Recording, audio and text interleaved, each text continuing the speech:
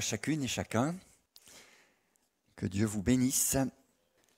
On va parler d'un sujet qui concerne tout le monde.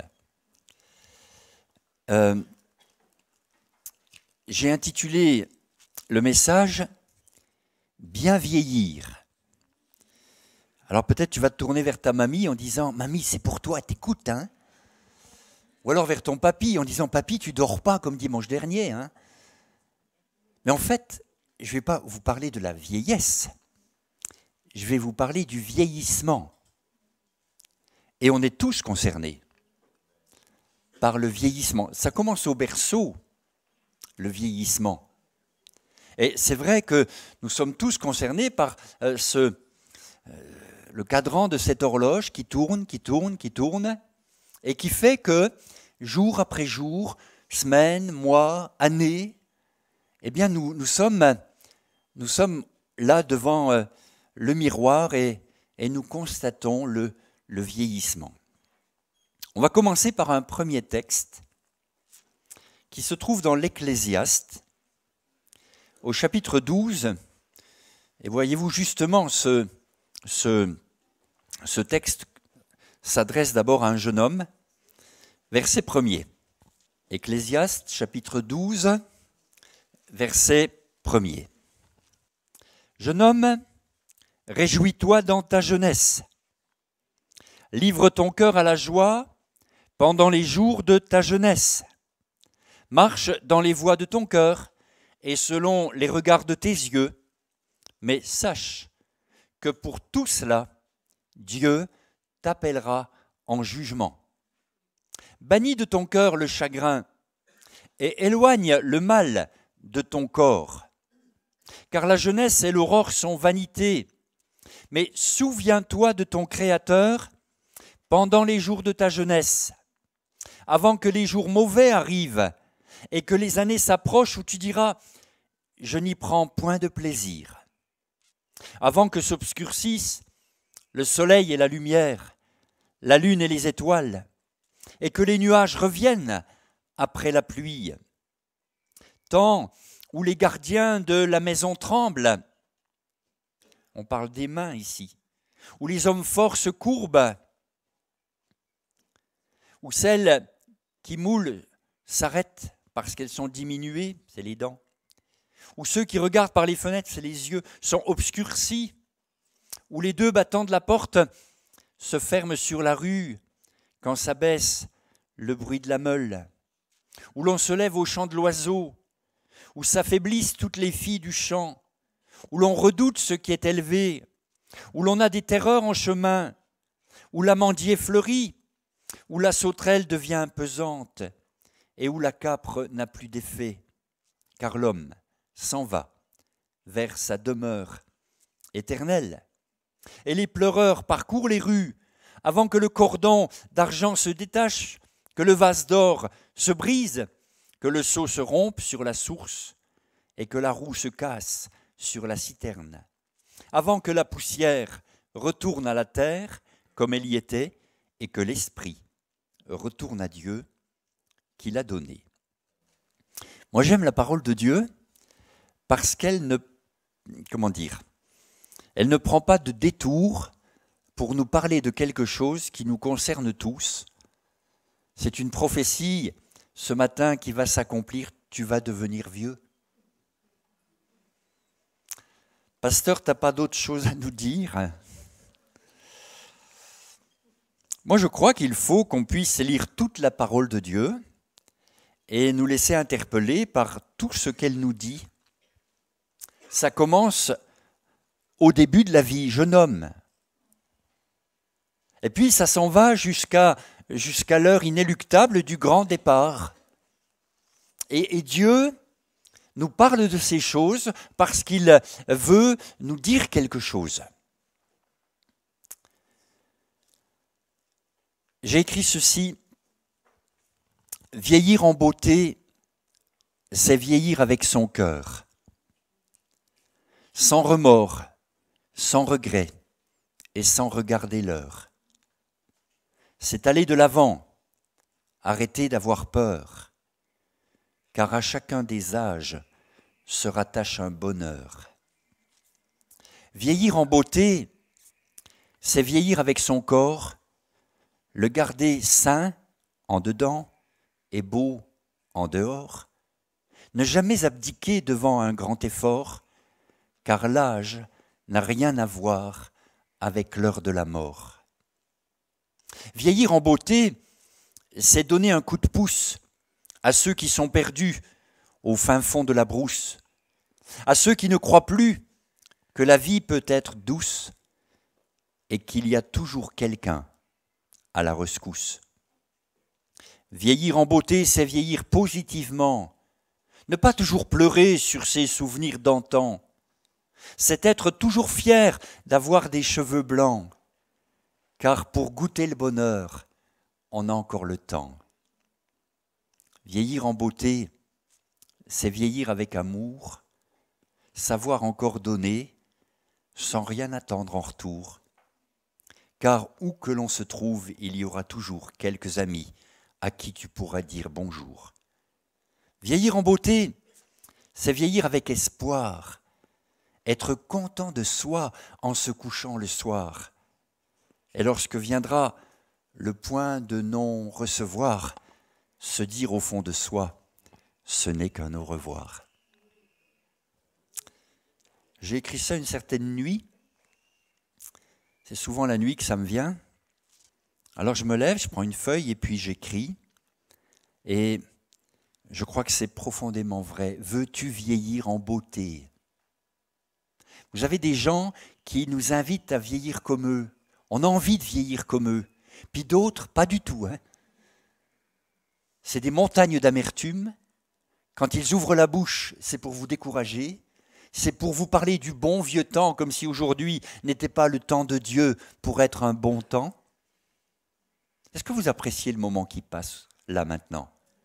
Est-ce que vous êtes content d'être à cet endroit, de connaître le Seigneur, d'avoir des frères et sœurs, d'avoir une famille ? Eh bien moi je suis content. Seigneur, puisqu'il faut vieillir, je veux vieillir en beauté. Oh, je sais, la vie est faite d'expériences, pas toujours heureuses, malheureuses, difficiles. Et on peut tout à fait remplir le livre, les pages du livre de notre vie en accumulant tout ce qui n'a pas été, tout ce qu'on nous a fait, tout ce qui s'est passé, toutes les injustices, etc. Ce n'est pas l'Évangile qui parle comme ça. Le Seigneur nous dit, je veux que tu vieillisses en beauté. Je veux que tu finisses, non pas à quatre pattes, te traînant par terre en attendant l'enlèvement, mais debout comme un vainqueur, heureux de vivre ce que tu vis. Je vous ai dit dimanche dernier que Paul et Silas, dans leur prison, priaient et chantaient les louanges de Dieu. Voilà des gens qui ont bien fini, même si ce n'était pas le jour où ils ont fini, mais ils démontraient par leur attitude et qu'ils vieillissaient bien. Vieillir en beauté. Ce texte lu s'adresse à un jeune homme. On a tous en nous le souvenir du jeune que nous étions. J'ai classé quelques photos l'autre jour et j'ai retrouvé une photo de moi. Je ne vous la montrerai pas parce qu'elle n'a rien à voir avec ce que vous voyez aujourd'hui. J'avais des cheveux, j'avais laissé pousser la barbe, j'étais un jeune pas loin d'être hippie, un peu hirsute, je courais les routes de France et de Navarre, mes parents ne savaient pas où j'étais, et je voulais être libre. J'ai jamais été autant esclave de ce qui triomphait de moi, mais je pensais qu'ainsi je pouvais vivre vraiment. Non. Jeune homme, écoute-moi. Et le jeune homme en toi et la jeune fille en toi doit savoir que, eh bien, le Seigneur est celui qui veut vraiment te donner de bien avancer dans la vie. Dieu nous dit une deuxième chose. Il y aura un jugement. Il y aura un grand rendez-vous La Bible dit qu'il est réservé aux hommes de mourir une seule fois. Il n'y a pas de réincarnation. Hein. Après quoi vient le jugement. Hébreux 9, 27. Vous savez, cette notion de jugement, cette notion de rendez-vous final doit être prêchée. On prêche le jugement à venir. Je prêche ce matin le jugement à venir. Il y aura un grand rendez-vous. Je cite quelques citations d'hommes connus. François Mitterrand a dit « J'ai un rendez-vous qui a un rapport avec la vérité ». Vous voyez, cet homme politique, je ne vous dirai pas mes opinions sur lui, mais il dit très honnêtement « J'ai un rendez-vous qui a un rapport avec la vérité ». Ce rendez-vous, ce jugement dernier, ce jugement devant lequel on se trouvera devant le Seigneur et a un rapport avec la vérité. Les choses seront mises en lumière. Rien ne sera caché, tout ce qui aura été caché sera crié sur les toits, dit l'Évangile. J'ai un rendez-vous qui a un rapport avec la vérité. Charles de Gaulle a dit que vieillir, c'est un naufrage. Lui qui avait été au devant de la scène, lui qui avait pris des positions, lui qui avait fait des choses certainement pour le bien du pays, il dit ceci, vieillir, c'est un naufrage. Un poète allemand du nom de Goethe a dit ceci, vieillir, c'est se retirer graduellement de l'apparence. Intéressant, hein ? Tous les soins qu'on met pour l'apparence. Eh bien, vieillir, c'est se retirer de l'apparence. Et on l'a dit tout à l'heure, Dieu regarde au cœur et pas à l'apparence. Et c'est important de se le rappeler. Et puis je termine par une dernière citation de Jésus. Je sais qu'il parle du vin, mais il dit « le vieux est bon ». Le vieux est bon. Est-ce qu'on pourrait avoir, et c'est très affectueux dans mon cœur, cette expression, est-ce qu'on pourrait avoir des vieux qui sont bons? Veux-tu devenir bon avec le temps? Veux-tu te bonifier? Veux-tu t'améliorer? Veux-tu que le Seigneur fasse son œuvre en toi pour cela? Et puis la troisième chose que nous dit ce texte, c'est que les fonctions vitales vont aller en s'amenuisant. On vit dans une société qui refuse le vieillissement. On parle aujourd'hui de l'homme augmenté. On parle aujourd'hui d'intelligence artificielle. On parle aujourd'hui de pallier à vos faiblesses physiques par des moyens techniques très évolués.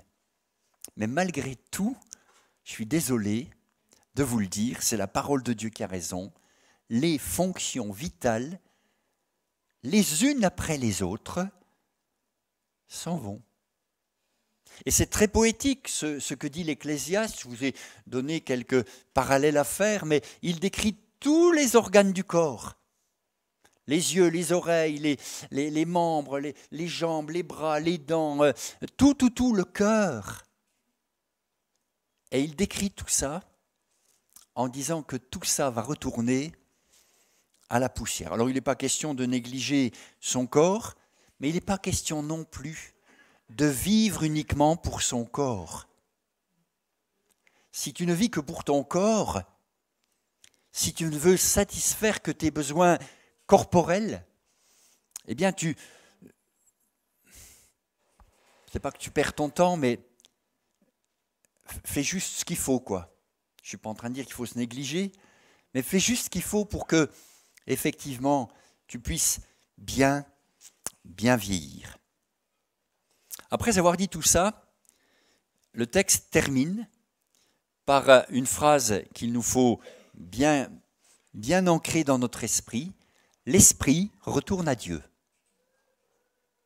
Tu n'es pas qu'un corps, tu as une âme, tu as un esprit, l'esprit de Dieu peut parler à ton esprit. Et au moment du départ, l'esprit retourne à Dieu. Devant la mort, devant la séparation du corps et de l'âme et de l'esprit, Paul a écrit ceci, « Ô mort, où est ton aiguillon ?» Et il parle, et on ne va pas lire tous les textes, mais de l'assurance qu'il a de la résurrection. Alors, pour rester sur mon thème, j'aimerais qu'on voit un exemple. C'est même un contre-exemple.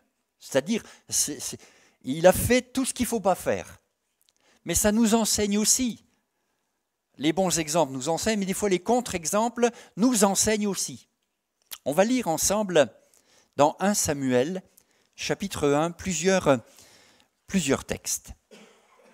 Allons dans 1 Samuel, chapitre 1, et je commence au verset 9.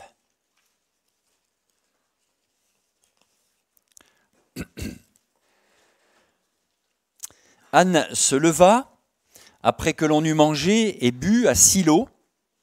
Et voilà le contre-exemple que j'aimerais vous présenter. Le sacrificateur Élie était assis sur un siège près de l'un des poteaux du temple de l'Éternel. L'amertume dans l'âme, Anne prie à l'Éternel et versa des pleurs.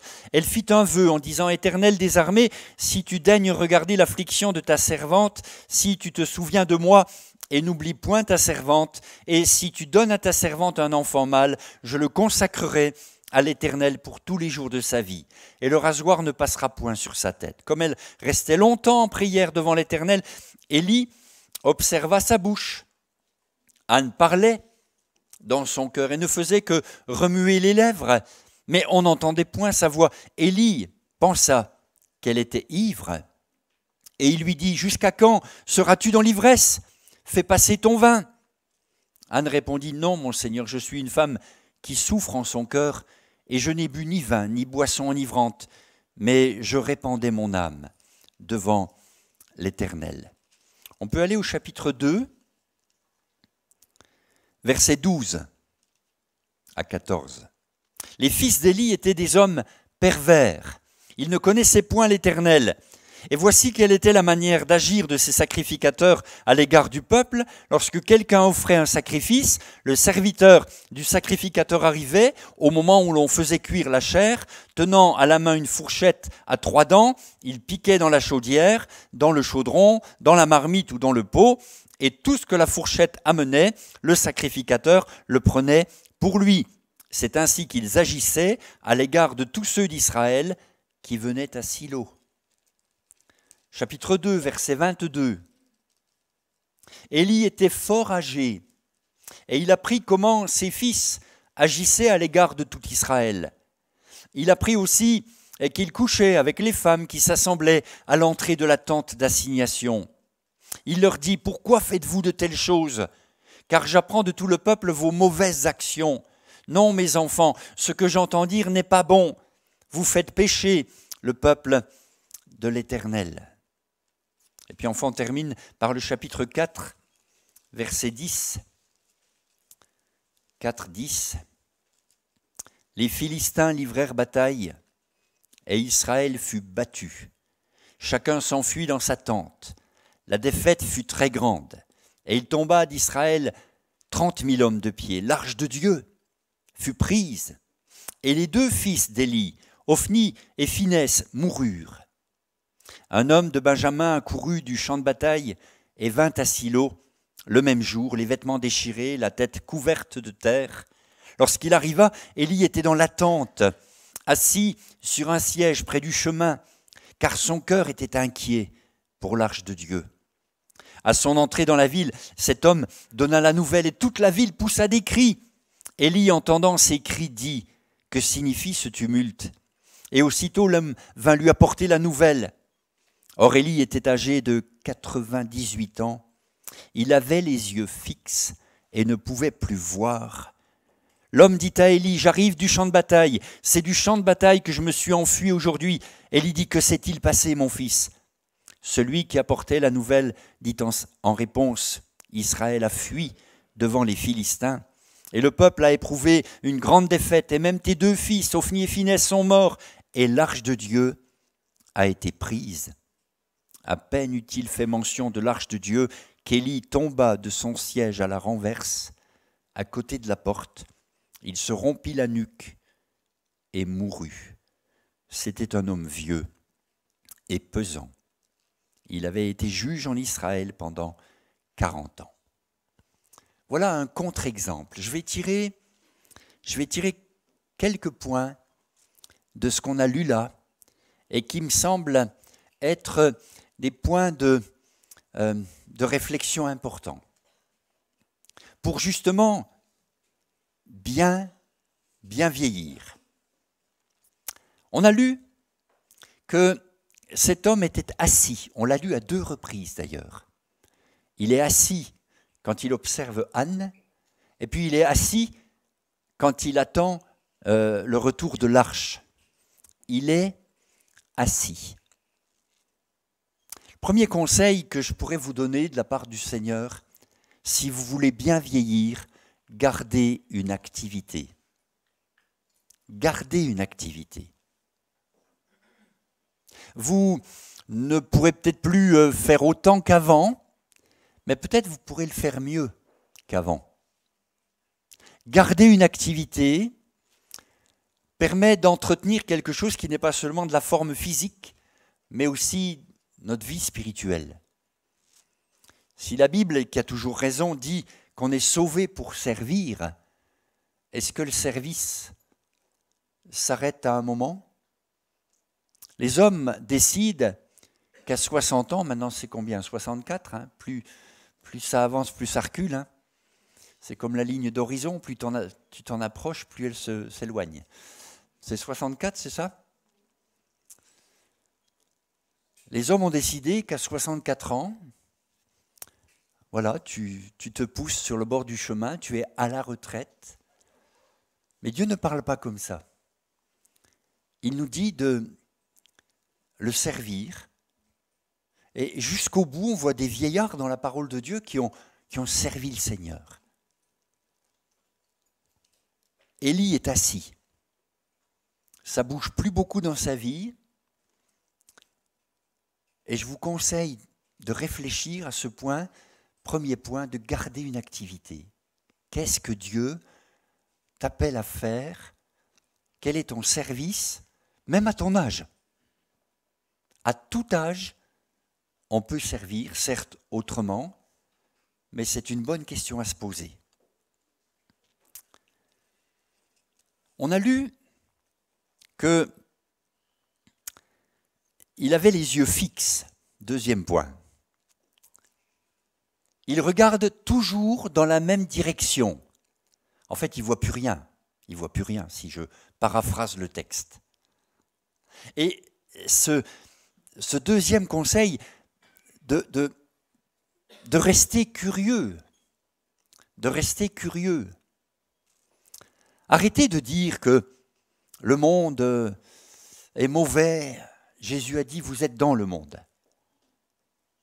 Regardez, non pas pour convoiter, mais regardez autour de vous. Restez curieux de comment est le monde aujourd'hui.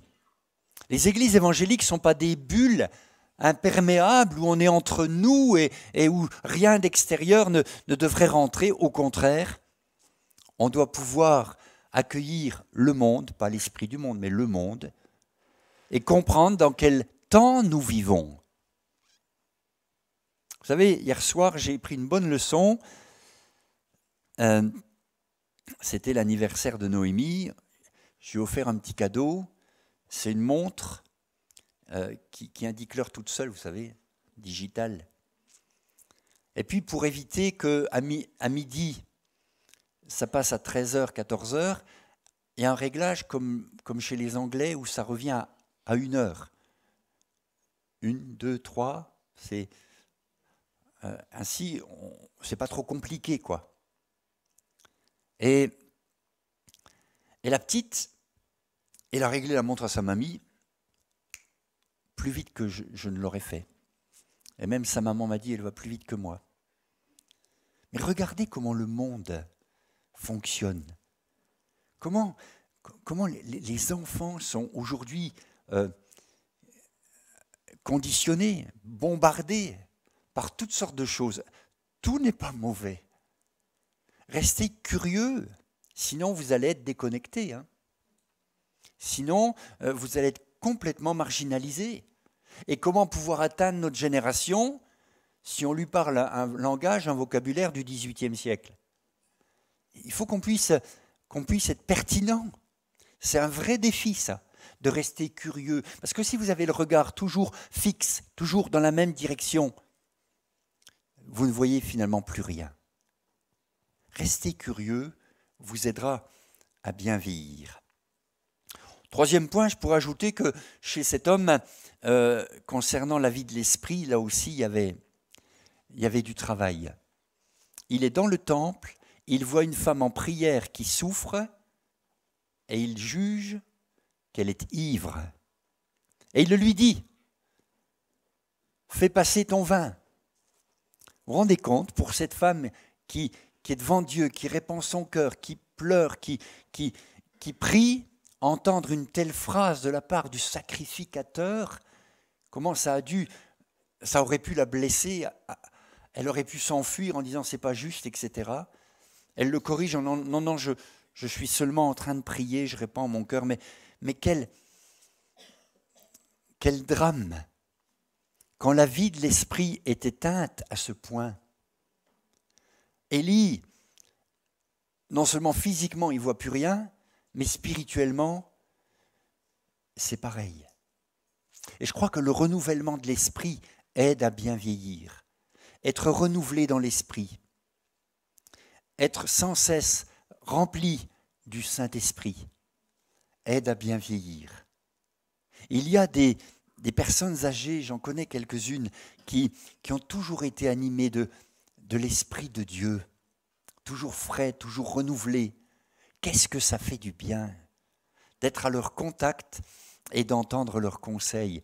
Puis à l'inverse, qu'est-ce que c'est pénible d'avoir des gens chez qui l'Esprit de Dieu est plus là, quoi. Renouvellement de l'esprit va vous aider à bien vieillir. Concernant la joie, vous pensez que Élie était quelqu'un qui débordait de joie? Ce n'est pas ce que nous montre le texte. Il n'y a plus de joie. Et je crois que la Bible a raison quand elle nous dit « Réjouissez-vous toujours dans le Seigneur ». Est-ce que tu sais encore te réjouir dans le Seigneur? Est-ce que ton âge, l'âge qui avance, t'a privé de ta joie, t'a ôté ta joie? Il y a de la joie dans le Seigneur. Et cette joie est notre force. Plus de joie chez Élie, dans tout ce qu'il fait, dans tout ce qu'il dit. Rien n'encourage à la joie. Et je trouve que ça fait du bien bien sûr, avec une joie saine, une joie sainte, de vraiment se réjouir dans le Seigneur. Réjouissez-vous toujours dans le Seigneur, toujours. Si vous voulez bien vieillir, cultivez cette joie. C'est quelque chose qui vous fera du bien. C'est même prouvé que pour le corps, ça fait du bien. Mais surtout, ça vous permettra de bien avancer dans la vie. Regardons encore du côté de sa famille. Il a 2 fils, c'est la catastrophe. Et c'est le peuple de Dieu qui apprend à Élie ce que font ses 2 fils. Ça en dit long sur la relation qu'il a avec ses 2 fils. Il n'a pas de relation finalement. Il ne parle pas avec eux. Ils sont, les successeurs, tout désignés. Mais il ne prend pas le temps de leur transmettre quelque chose. Eux, ils agissent, je relis pas ce qu'on a lu, mais ils agissent d'une façon terrible.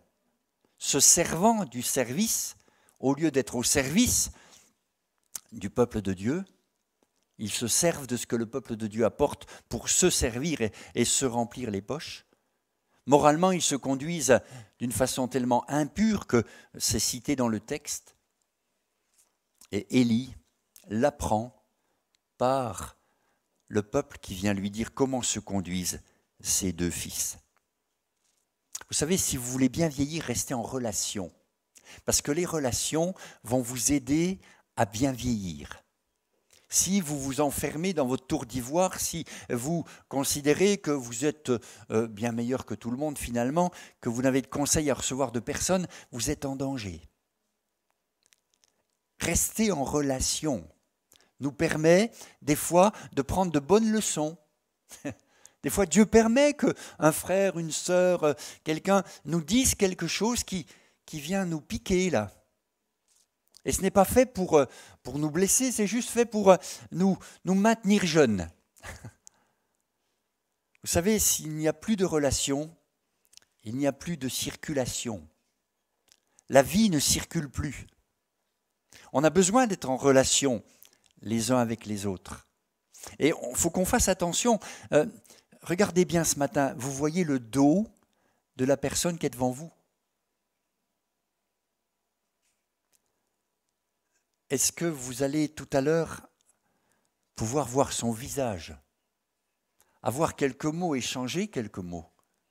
Si on ne voit que le dos de la personne qui est devant nous, si nos cultes consistent à voir le dos de celui ou de celle qui est devant nous et de repartir sans avoir échangé, la relation est au minimum, quoi, pour ne pas dire éteinte. On a besoin d'être en relation. On a besoin d'être reliés. Et les membres du corps, belle image pour parler de l'Église, sont reliés entre eux. La tête, qui est Jésus-Christ, veut faire fonctionner ce corps pour que tous les membres prennent soin les uns des autres. Et là, il y a un principe vivant, un principe agissant pour que notre vie puisse bien vieillir.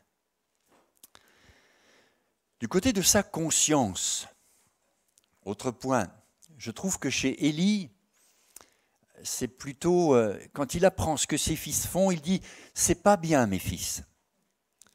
Bon, on peut dire c'est déjà pas mal ce qu'il dit là. Mais il s'en tient là. Il ne les sanctionne pas, il ne les retire pas du service ou ne les met pas en pause en disant « bon, si ça ne change pas, non, c'est pas bien ce que vous faites ». Vous savez, il faut que la conscience soit aiguisée, reste aiguisée.